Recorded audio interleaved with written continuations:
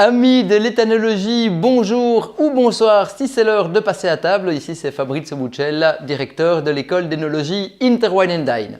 Alors une question que me posent souvent mes étudiants est la suivante, à savoir comment conserver une bouteille de vin ouverte. Comme je leur dis d'ailleurs d'entrée de jeu, une bouteille de vin ne doit pas rester ouverte. Si elle reste ouverte, c'est qu'elle n'était pas bonne, c'est qu'il y a un souci. Mais hormis la blague, il nous est tous arrivé de vouloir profiter d'un verre ou deux d'une bouteille de vin qui a cette contenance un peu étrange de 75 centilitres et après de souhaiter en profiter quelques jours plus tard et donc de devoir la refermer. Alors ce sera donc l'objet de cette nouvelle vidéo, mais avant cela, surtout n'hésitez pas, vous réussissez à trouver l'hyperlien qui se trouve dans le commentaire ou dans la description de la vidéo, ça vous verrez où il est, je ne le sais pas moi-même, pour vous faire envoyer, si vous ne l'avez pas encore reçu, notre fiche de dégustation Interwine & Dine, qui est la fiche de dégustation que notre école d'énologie IUED utilise pour justement décrire et déguster tous les vins du monde, et donc vous pourrez également l'utiliser pour vous à la maison. Alors il y a plusieurs systèmes, je vais sortir hors de la caméra et récupérer 2 ou 3 ustensiles pour vous les montrer. Donc je reviens, hop hop hop, vous avez bien entendu le système classique qui est utilisé et vendu, qui est cette fameuse pompe à vide avec un petit bouchon en plastique. Donc vous placez le bouchon en plastique sur la bouteille et puis vous pompez afin d'en extraire l'air.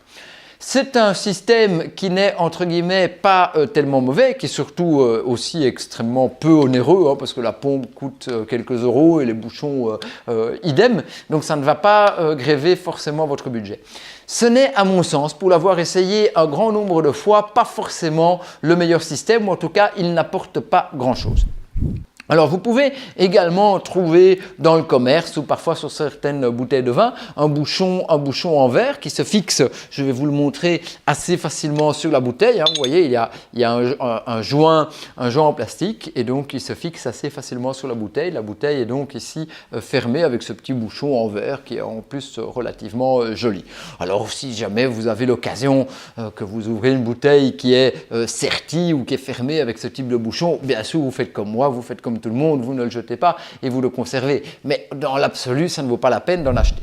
Sinon, le système, le véritable système, qui est le système que moi j'utilise, est le suivant. Vous récupérez le bouchon de la bouteille.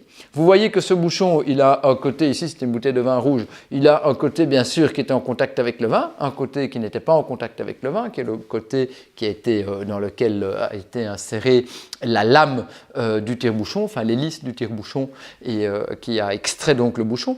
Donc l'idée c'est simplement de le remettre dans le bon côté, entre guillemets, donc du côté qui était en contact avec le vin, d'essayer de l'enfoncer le plus loin possible. Logiquement, lorsque vous avez ponctionné 1, 2 ou 3 verres de vin, ça devrait être faisable.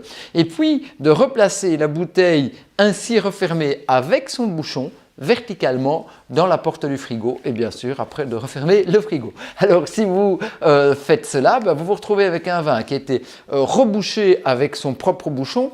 Vous avez fait attention à ce que la partie du bouchon qui était en contact avec le vin est toujours la partie du bouchon qui est en contact avec le vin.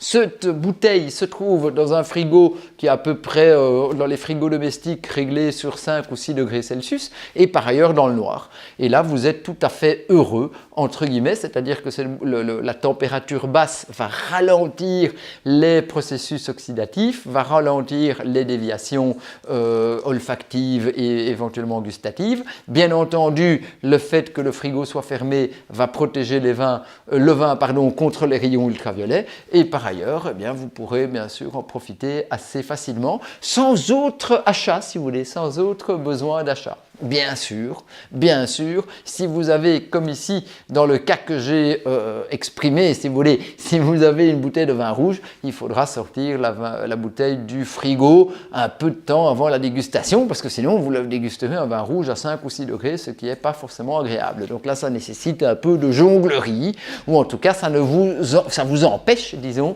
de pouvoir simplement retirer la bouteille du frigo et vous servir un vin quand vous rentrez du boulot. Mais voilà, un petit conseil qui, entre guillemets, ne mange pas de pain, mais vous permet de mieux profiter du vin et qui est simplement de réutiliser le bouchon qui est le bouchon de la bouteille, de le remettre dans le bon sens, la bouteille verticalement dans la porte du frigo fermée et tout le monde il est content.